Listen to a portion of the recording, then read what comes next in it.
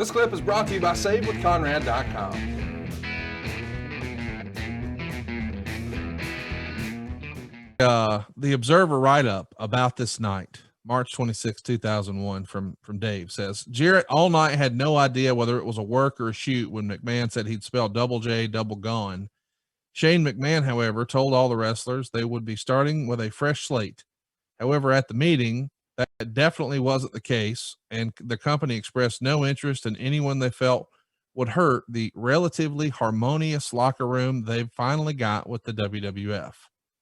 So even if you weren't a subscriber to the Observer, I'm sure someone told you about this write-up, and it's almost inferred there, the relatively harmonious locker room they finally got.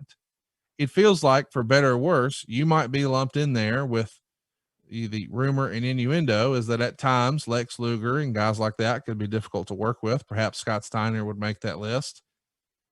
And we don't see them all just rush over to the company. Did you think, well, maybe that's it. Maybe they don't think I'm a fit in the locker room. Or did you think, since JR is holding these meetings in Atlanta and I didn't even get the invite, maybe he's still sore about 99. I thought timing.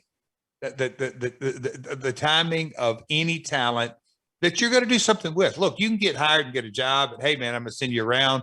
I'm going to throw you some house show runs. You're going to be at the bottom of the card, get you some wins, get you some loses. But it's a dead end street. So, at that time, I'm willing to sit for a while. And I'm talking about the we'll call it the inside of 90 days of the last Nitro. I wasn't particularly worried about the cattle call of Jim Ross and seeing talent because I thought that was a money deal. I didn't have a complete accurate statement.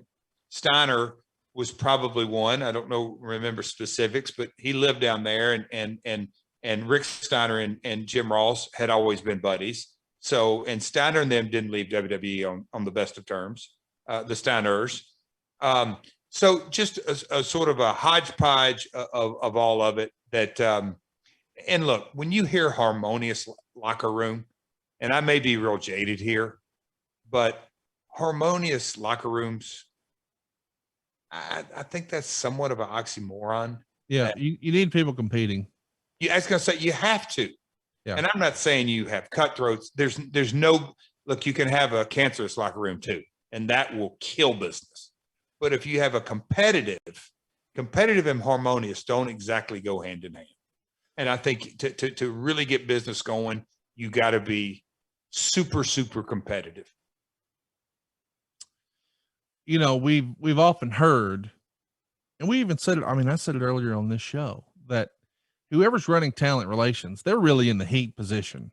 They're the person who is the bad cop in the good cop, bad cop scenario. We've always heard that Vince doesn't really want to be the bad guy, but here he is on TV as a character. He's Mr. McMahon here, but on live TV, he's firing you.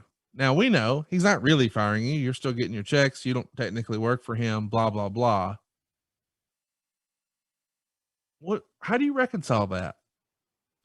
You have to go back to episode 1, but the hold up.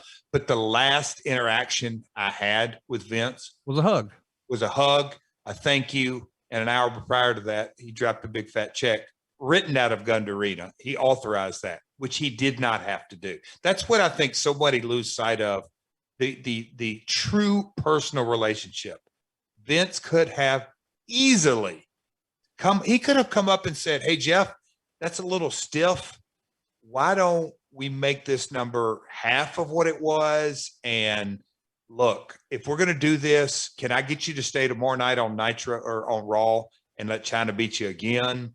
Can we work out something different here? No, Vince said yes and yes and yes. Can I just tell you, he loved it. Love what? He loved that you held him up. Oh, I don't know about that. I know he did. I'm not saying I asked him about it specifically, but I'm just saying it's in his personality. I've only had a handful of conversations with him, but I got you. It's in his personality that he likes promoters, for lack of a better word. He likes the negotiation, and he respects it. It's one of those deals where you treat people or you teach people how to treat you. And so when you're chasing them, hey man, can I please, as you said, or I sort of said, and you said 100%, they're going to treat you like a doormat. He liked that you dug your heels in and said, nope, double it. Of course. That. Yes. And he didn't have to pay me. I'm sure when JR I shouldn't say I'm sure. I would be willing to bet when he walks back into Vince's office and he says word for word, I'm sure JR had some more colorful language to describe him. You won't believe what he's saying now, type of deal.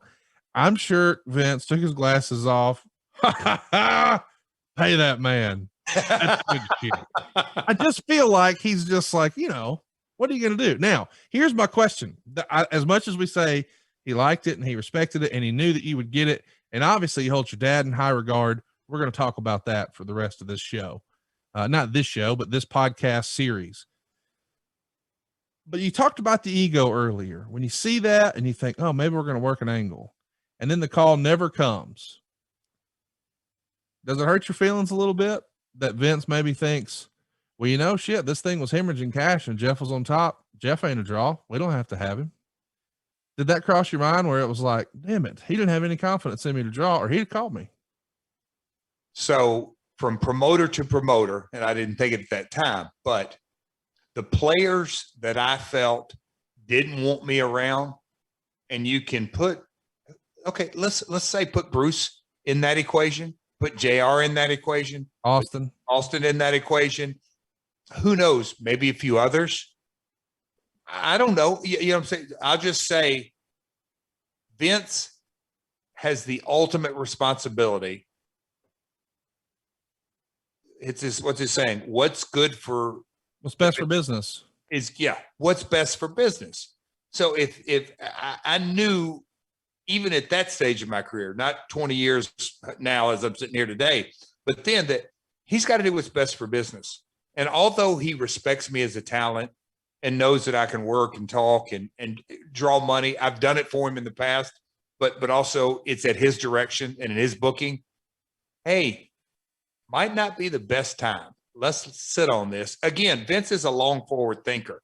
So maybe Jeff Double J doesn't need to come in this original WCW, because really he's a Double J character. I mean, Vince always looked at me as a double. Maybe he's not a part of this WCW run. And all that kind of weight. And look, again, Vince would bring a talent in those days and wouldn't try to draw money with you for a year later. Now, that's obviously there's different exceptions and different timing and all that, but Vince has got the patience of Job a lot of times with characters. So I don't say my feelings were hurt, but I damn sure knew, 60 days in, okay, it's not, but, and then again, the things start coming out. Goldberg is definitely not giving up his money. Scott and Kevin definitely not giving up their money. It's just not happening. I'm like, okay, so we've got a 2 or 3 year program here. So let me ask. Hey, it's Conrad Thompson. Thanks for checking out the podcast here on YouTube.